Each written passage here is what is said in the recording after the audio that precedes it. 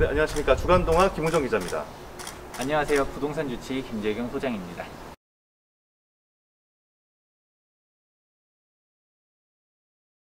예, 저희가 서울 지하철 6호선 이태원역에서 자동차로 1분도 안 올라왔는데요.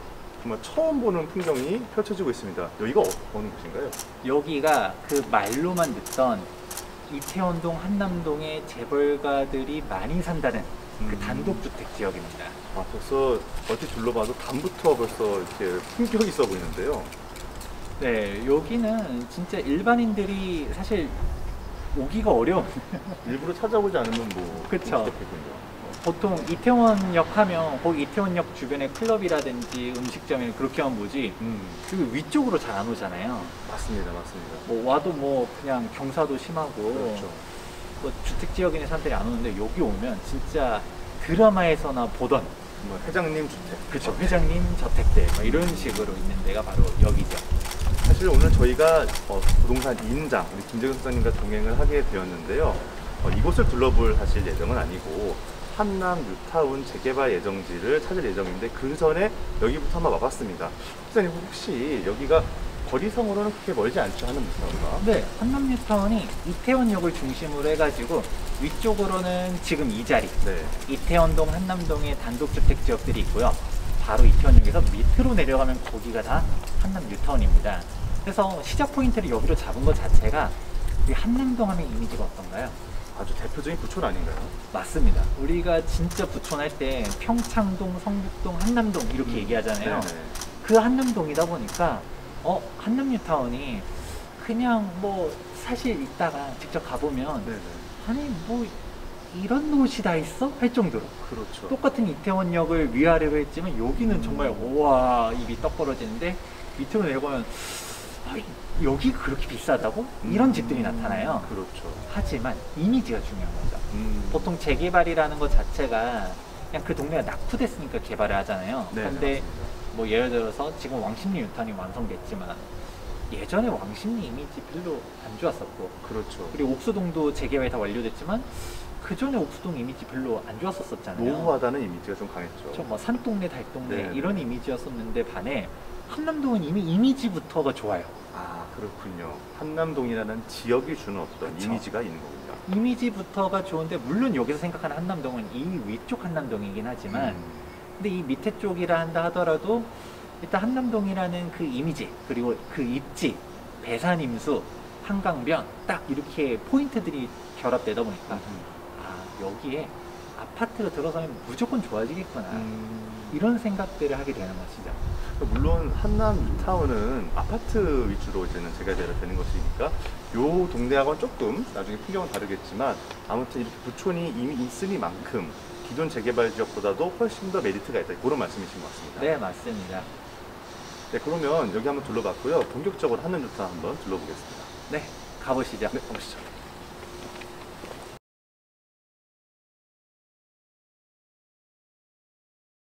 조엘 밑으로 이렇게 언덕에 주택이 뺑판데 저기가 한남 뉴타운 맞습니까? 네, 저기가 바로 한남 뉴타운이고요. 이 자리에서 보이는 뷰는 저기가 한남 뉴타운 3구요. 3구요. 네, 교회 쪽으로 해서 산동강에서 보이는 데도 있잖아요. 네. 그럼 여기서도 보이는 포인트 중 하나가 한남동이 구릉지가 꽤 심하구나. 이렇게 보면 언덕이 굉장히 심하죠. 그렇죠. 우리 이태원역에서부터 해서 쭉 올라왔었잖아요. 여기는 어디 따로 올라간 게 아니라 그냥 평지에 서 있는데도 불구하고 이렇게 붉어 보이잖아요. 여기가 남산 기슭 이렇게 해서 쫙 밑으로 한강까지 내려가다 보니까 경사가 있는데 경사가 장점이자 단점이에요. 어떤 점이 있나요? 일단은 단점은 당연하게 그냥 경사 심하잖아요. 그렇죠. 살기 좀 불편하지 그렇죠. 않을까? 근데 이게 단점인데 장점 같은 경우는 뷰가 잘 나와요. 아, 그렇죠. 지대가 높다 보니까 뷰가 예쁘다.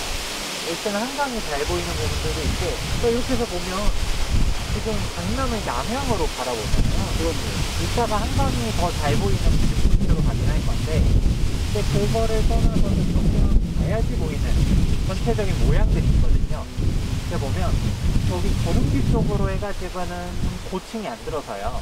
아, 이게 고도 제한이 있죠. 그렇죠. 뒤에 남산 이제 스카이라인이 있기 네. 때문에 저쪽 구릉지 쪽은 저층, 가장 최저층으로 해가지고 약간 고급 타운하우스처럼 이렇게 짓고 저층부에는 한능상구역 최고 22층. 최고 22층. 네. 최저 22층. 네, 이렇게 해서 지어지기 때문에 뭔가 22층 하면 그렇게 고층 느낌이 잘 안 들잖아요, 요즘은. 요새는 뭐 워낙 높은 아파트 많으니까요. 그럼에도 불구하고 기준이 이렇게 높다라는 게 그래서 제가 단점을 좀 얘기한 이유가 있습니다. 당장은 언덕배기 때문에 불편할 수 있지만 고도 제한이 있더라도 지대가 높다 보니까 다른 아파트 뭐 40층 뭐 버금가는 어떤 그렇죠. 뷰를 즐길 수 있다. 그러고 신축 아파트 만들어지면 그 경사에 그렇게 올라가지 않아요. 어떻게 좀 잘 또 설비를 하나요? 그럼요. 요즘 신축 아파트 단지들 보면 다 계단식으로 아하. 부분평지와 아. 올라가고 부분평지 이렇게 가고 지하로는 다 연결을 시켜 놓기 때문에 그냥 나는 자동차로 지하 주차장 가서 엘리베이터 타고 올라가고 이런 식으로들 다들 설계합니다. 네, 우리 구독자분들도 여기 또 한강 뷰 맛집인데요. 여기서 한번 구경하시고 저희는 또 다음 장소로 이동해 보겠습니다.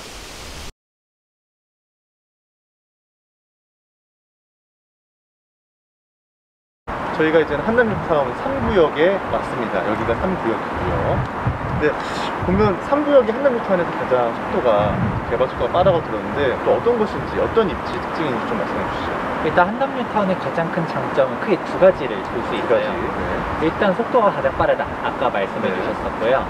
지금 분양 신청까지 다 끝나고서 관리처분 이제 준비를 하고 있거든요. 관리 처분을 준비하고 있는 네, 그런 단계다라고 할 수 있고, 그리고 두 번째는 뭐냐면 한남뉴타운 내에서 가장 규모가 커요. 규모가 가장 크다. 면적이 크더라고요. 면적도 넓고 세대수도 많고 그런 식으로 있게 되는데, 지금 이 한남뉴타운 3구역 자체를 보려고 라기보다도 사실 진짜 메인은 여기 뒤쪽에 있어요. 뒤쪽 풍경이 있다. 그쵸.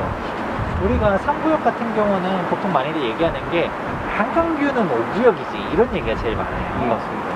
한강변이 쫙 길게 배치되어 있고요. 확실히 한강뷰를 잘 보려면 5구역이긴 한데, 뭐 용산공원 얘기도 있잖아요. 그쵸, 맞아요. 용산공원도 있고. 근데 우리가 3구역은 보통 한강뷰가 잘 안 보인다라고 생각하는 사람들이 많아요.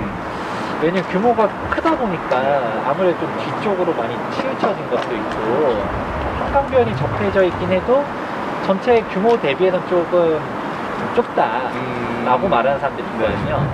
하지만 지금 여기 지금 있는 위치가 한남타운의 정중앙이라고 할 수 있는데, 뒤쪽으로 우리 지금 그냥 보이는 뷰가 이거예요.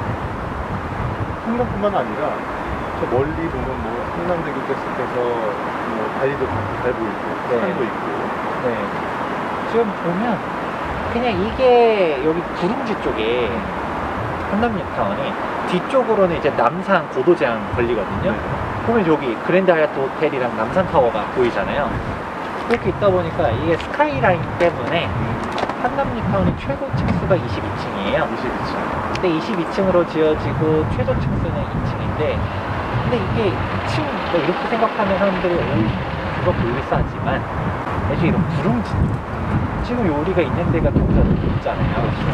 그럼 여기서 그냥 이렇게 뷰가 보이는 거예요. 생각보다 한강 보이는 뷰들이 꽤 많이 나옵니다. 그러다고 할 수 있어요. 참고로 저희가 있는 곳은 뭐 보시다시피 옥외기 때문에 굳이 따지면 1층일 텐데요.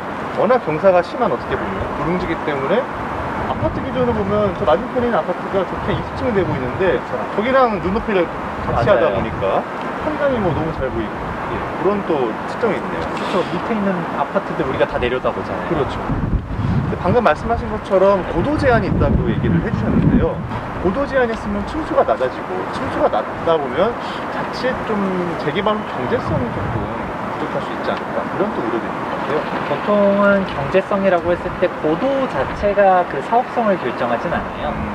보통 사업성이라고 하면 무엇이 중요하냐면 일반 분양 세대수 대비 조합원 수거든요. 네.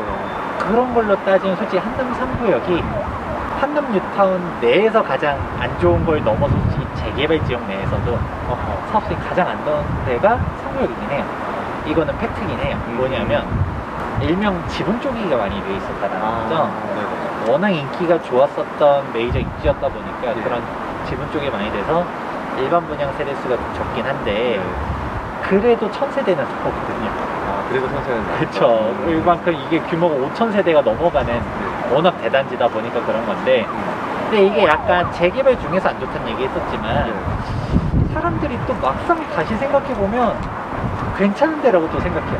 어떤 점에서 그럴까요? 왜냐면 재개발 중에서 안 좋지만 재건축이랑 비교해보면 우리가 컴파일리오시티 한번 생각해볼게요. 컴파일리오시티가 9,510세였는데 일반 분양이 1,500세대가 넘어갔었거든요. 아, 일반 분양이 9,500여 세대 중에 1,500여 세대. 세대가 넘었다. 그러면 여기는 1,800세대에서 1,000세대 일반 분양은 괜찮은 것 같은데? 이렇게 생각하는 거예요. 단순 비교만 하면 헬리오시티보다 더 높은 그쵸. 재건 비율이. 네. 왜냐면 사람들이 이게 한남뉴타운을 일반적인 재개발 투자자들이 잘 못 들어. 금액대가 워낙 비싸니까. 워낙 문턱이 높다 보니까. 그렇죠. 그러면 보통 강남에서 재건축 투자를 하던 사람들이 한남뉴타운에 오는데 여기 뭐 사업성 나쁘다 해서 나쁜 줄 알았더니 막상 보니까 뭐 일반적인 뭐 이런 그 저층의 주공 아파트들 5층짜리 이런 애들은 사업성이 좋아요. 근데 다른 재건축이랑 비교해보니까 그렇게 나쁜 것 같진 않네? 이렇게 생각하고 눈높이가 약간 다르죠. 그리고 그렇게만 생각해보면 강남 재건축들은 사업성이 다 안 좋나요? 그렇진 않거든요. 일반 분양 세대수가 중요한 게 아니라 그 일반 분양 세대수를 얼마에 분양할 수 있느냐가 핵심이잖아요. 아, 그렇죠. 그 세대수뿐만 아니라 이제는 각 호별로 그렇죠. 얼마나 가격이 매겨지느냐. 예를 들어서 뭐 어디 지방에 사업성이 엄청 좋아요 라고 해도 분양가를 높게 못하면 그게 중요한 거기 때문에 보통 우리가 생각하는 그런 사업성에 대해 매몰되어 있으면 안 된다. 그리고 한남뉴타운 상구역 자체도 완성되면 그 가격대가 얼마가 될지가 눈에 보이기 때문에 그게 중요하다는 얘기들도 이제 오해 안 하셨으면 좋겠습니다. 저희도 지금 나인원 한남, 좀 더 오른쪽으로 가면 한남더힐 아파트가 보이는데요.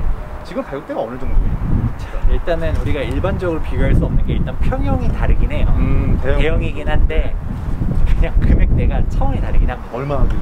그냥 기본적으로 막 60억, 70억 뭐 이렇게 돼요. 아, 엄청 고가봐. 네, 그렇게 되는데 야 저기를 보면서 한남뉴타운도 큰 꿈을 꾸고는 있죠. 아, 저렇게 가지 않을까 하는 어떤 기대감. 그렇죠. 약간 좀 다르긴 해요. 저기는 일단 법률적으로는 아파트예요. 네네. 한남더위 같은 경우 5층이 넘어가는 동이 있어서 네. 아파트긴 하지만 약간 고급 빌라 타운하우스 이런 느낌 있잖아요. 그렇죠. 근데 한남뉴타운 상구역에서 아까 얘기했었던 내용 중에 아파트는 22층짜리도 있지만 그냥 저층 규모의 이제 타운하우스처럼 만드는 애들도 있고 테라스 하우스도 있고 뭐 이런 얘기들 있잖아요. 그러니까 그래도 한남동인데 우리가 강남, 반포 이렇게만 비교하는 게 아니라 야 우리 나인원 한남도일 이렇게도 약간 좀 비워볼 수 있지 않을까? 라고 생각하시는 분들도 많습니다. 특히 말씀하신 것처럼 저층은 2층짜리도 있다고 했는데 그럼 약간 비슷한 컨셉으로 또 좀 희망할 수 있겠네요. 그렇죠. 또 여기 한남뉴타운도 대형 평형대들이 그래도 인기가 많아요. 그냥 33평형 뭐 이런 거를 떠나서 50평대 이렇게 갈 수 있는 애들 그래 큰 평형이어야지 약간 고급의 이미지랑 또 맞잖아요. 그렇죠. 그런 식의 특징도 있는 게 바로 한남입니다.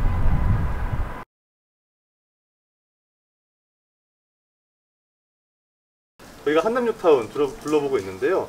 지금 투자 금액 어느 정도로 좀 생각해야 될까요? 그냥 구역별로 일단 차이는 거의 없어요. 거의 없다, 구역별로. 네, 뭐 2, 3구역 같은 경우 속도 빠르다라고 또 가격 비싸고 네. 4구역은 사업성이 좋다라고 또 비싸고 5구역 같은 경우 입지가 좋다라고 또 비싸고 그런데 그러면 얼마가 필요하느냐? 네.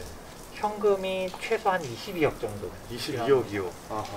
이게 현금이 22억이란 얘기는 매매 금액은 또 전세를 뺀 금액이잖아요. 네네. 여기 투자 금액에서 전세를 더한 게 매매 금액이잖아요. 네. 근데 여기 전세가 얼마 안 해요. 아, 전세가 가격 자체는 높지 않다. 어느 그렇죠. 정도입니까 지금? 뭐 공실도 생각보다 많고요. 아, 그렇군요. 이미 공실이 많군요. 그러고 이제 뭐 빌라다 해도 전세가 많아요 1억. 진짜 뭐 여기서 좀 가깝다 싶으면 한 1억 5천? 그 정도. 이 정도지. 이게 막 전세가 2억을 넘기가 쉽지 않아요 이 동네가. 아하. 그러면 뭐 5천만 원짜리 전세, 1억짜리 전세 네. 이런 게 많은데 그 말은 아니 뭐 서울이 그런 전세 가격이 있어? 라고 할 수 있잖아요. 여기 굉장히 이치도 좋지 않습니까? 그쵸. 위치가 좋죠. 그런 걸 생각해보면 그만큼 거주 환경이 좀 낙후되어 있다. 너무 노후하다 보니까. 그쵸. 그리고 여기 우리가 입지가 좋다라는 거는 아까 뷰를 보면서 아, 여기 개발돼서 아파트 들어서면 한강도 보이고 정말 좋다 이렇게 보는 거지. 우리가 이 길을 걸어서 올 생각하면 정말 힘들잖아요. 그렇죠.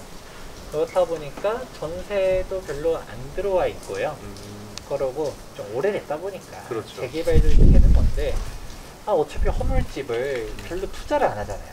집주인들 입장에서는 그쵸. 또 투자를 안 하게 됐죠. 뭐 도배를 하고 뭐 이럴 필요가 없다 보니까 그리고 전세 금액도 높지 않고 그래서 보통은 어떤 식으로 하냐 세입자 뭐 좀 고쳐주세요 하면 그냥 그대로 살든가 아니면 보증금 돌려줄게 방 빼세요. 이런 사람도 되게 많아요. 그러다 보니까 공충률이 지금 굉장히 높다고. 그쵸. 지금 공실도 되게 높고요. 네. 이게 뭐 악순환이죠. 그렇게 비어 있다 보니까 사람들이 살 환경도 더 나빠지고 그렇죠. 약간 슬럼가처럼 이렇게 되는 부분들이 있는데 근데 이제 여기가 그러면 또 재개발이 됐었을 때 이후를 생각하는 거지 그냥 현황만 보면 솔직히 그렇죠. 조금 지금 당장 경사가 살기 아주 지금 당장 좋아 보이지는 않는 상황이죠. 그쵸. 그게 지금 현재 상황입니다. 그러면 지금 뭐 현금 기준으로 이제 20억 이상이 필요한 22억 가까이 투자 금액이 필요한 상황인데 좀 진입장벽이 높은 것 같아요. 그럼 도대체 앞으로 어느 정도 좀 가치가 예상되게 됐습니까? 그렇죠. 그런 사람들이 깜짝 놀랄 거예요. 아니 지금 투자 금액만 22억, 23억 이렇게 들어가면 그렇죠. 도대체 얼마가 된다라는 거야 하는데 지금 반포 가격이 얼마인지 아세요? 반포 아파트 말씀하시는 네, 거예요? 신축 아파트. 글쎄요. 한 2, 30억 하나요? 훨씬 더 쓰셔야 되는데. 40억인가요? 네, 이제 아크로 리버파크 가격이 비교적 최근에 39억 8천까지 실거래가를 찍었는데 지금 최근 들리는 소식에 의하면 43억 실거래가도 찍었다는 얘기가 있어요. 43억 실거래가. 84 기준, 33평형. 네. 그러면 지금 아크로 리버파크가 사실 지금 반포의 대장이긴 하지만 이제 지형 변화가 올 거라는 거죠. 어떤 게 들어서느냐. 지금 레미안 원베일리가 일반 분양 끝났잖아요. 레미안 원베일리는 당연히 더 비쌀 거고요. 그렇죠. 그리고 반포의 최고 대장은 반포주공 1단지다 보니까 반포주공 1단지. 얘네가 다 들어섰다라고 하면 반포 33평형 때는 지금 50억은 넘어갈 거라고 보고 있거든요. 50억까지 간다. 네. 그러면 반포를 보면서 한남뉴타운을 보거든요. 한남뉴타운도 50억이 간다 라고 하면 여기서 우리가 22억 현금 들어간다 해도 분담금도 납부해야겠죠. 그렇죠. 거의 총매가가 30억이 육박해요. 총매가 30억. 근데 완성되면 우리도 50억은 낸다. 이렇게 보다 보니까 그럼 22억 투자해서 나중에 20억은 더 벌 수도 있겠네? 이렇게 바라보고 사람들이 막 움직이는 거죠. 한남 뉴타운 재개발 투자 의향이 있다면 어떤 점을 좀 주의해야 할까요? 이거는 모든 재개발 투자에 있어서 공통점이라고 할 수 있는데요. 우리가 이 재개발 특히 이런 빌라들 몇십억씩 주고 사는 이유가 뭘까요? 그래가지고 아파트를 받기 위해서 아닙니까? 아파트 받으려고 사는 거죠. 그런데 아파트가 안 나오고 현금 청산 당한다. 그럼 살까요, 안 살까요? 사선 안 되지 않을까요? 그렇죠. 사면 안 되죠. 우리가 뭐 현금 청산 당해버려가지고 보상금 얼마 안 나오고 이러면 안 되기 때문에 입주권 여부를 무조건 체크해봐야 되는데 재건축 같은 경우는 입주권 체크가 편해요. 어떤 식으로 재건축? 뭐 아파트 같은 경우는 동호수가 다 나와 있잖아요. 등기부 등본 떼보면 그렇죠. 우리가 뭐 상가, 우리가 재건축 상가 막 이런 거 사는 게 아닌 이상은 특별하게 어렵지 않아요. 아파트니까요. 그렇죠. 근데 뭔가 재개발 지역 같은 경우는 뭐 이런 빌라는 그나마 깔끔한 편이에요. 예를 들어서 신축 빌라 2008년 7월 30일 이후에 건축 허가 받은 빌라든 입주권 안 나오는데 뭐 이런 거 피한다든가 좀 우리가 못 들어본 내용도 있잖아요. 협동주택이다, 땅콩주택이다, 막 낯선데요, 조금 벌써. 낯선 내용들이 있다라고 하면 기준점들이 다 달라요. 뭐 전환다 세대 이런 것들은 입주권에 대한 요건들, 면적 제한들 이런 게 다르니까 뭔가 좀 이상해, 생소해 이런 것들만 좀 조심한다라고 하면 상관없는데 진짜 특수물건들을 좀 조심해라 이런 얘기입니다. 예를 들어서 물어볼게요. 무허 건축물 입주권 나올 것 같아요, 안 나올 것 같아요? 무허가니까 안 나오지 않을까요? 그쵸. 일반적으로 안 나오는 게 맞아요. 근데 나오는 요건들도 있고요. 또 하나 물어볼게요. 재개발 지역에 도로 이런 거 입주권 나올 것 같아요, 안 나올 것 같아요? 도로도 안 나오지 않을까요? 기본적으로 안 나오는 게 원칙이지만 예외가 나오는 있다. 요건이 있어요. 아하. 기준 날짜. 예를 들어서 대표적으로 도로 같은 경우 2003년 12월 30일 이전에 네. 분할되어야 되고 90제곱미터가 넘어가야지 무주택자든 유주택자는 다 입주권이 정상적으로 나와요. 아하. 근데 이런 요건들 우리가 다 체크하기 어렵다라는 그렇죠. 거죠. 그래서 이런 뭔가 좀 이상한 특수물건들 같은 경우는 네. 입주권이 정말 복잡하다 보니 좀 조심할 필요성이 있고요. 그런 게 아니다 라고 하면 좀 잘 알아보고 사실 필요성이 있습니다.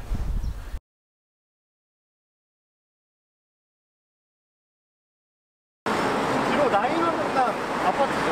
아파트가 보이고 있습니다. 굉장히 비싸다고 하는데 어떻게 좀 그렇죠. 지금 라인원 한남이 아까도 얘기했던 거와 같이 어마어마한 가격대를 자랑하고 있거든요. 그러면 여기서 중요한 포인트는 한남동의 위상이 이 정도다.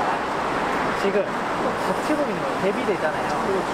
그렇게 엄청난 초고가 아파트와 그 뒤에 수동가들 위에 막 빌라들이 쫙 보이긴 했는데 이 일대가 개발되고 나면 전혀 다른 미래 가치를 성취한다. 이게 한남뉴타운의 핵심이라고 볼 수 있습니다.